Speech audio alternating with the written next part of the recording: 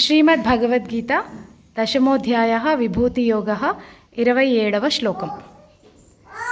उच्चैश्रव समश्वानां विद्धि माम् अमृतोद्भवम् ऐरावतं गजेन्द्राणां नराणाञ्च नराधिपम् उच्चैश्रवसमश्वानां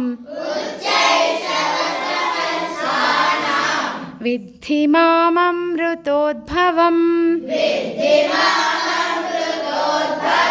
ऐरावतं गजेन्द्राणां नराणाञ्च नराधिपम्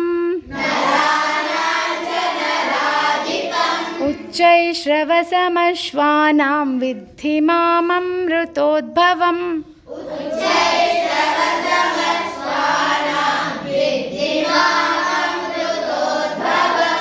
ऐरावतं गजेन्द्राणां नराणाञ्च नराधिपम्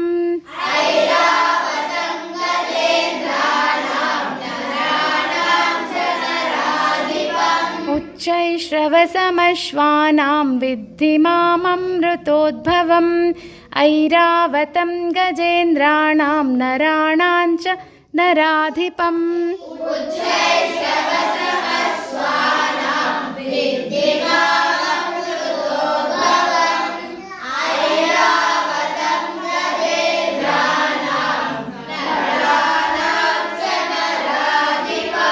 जय श्री राम.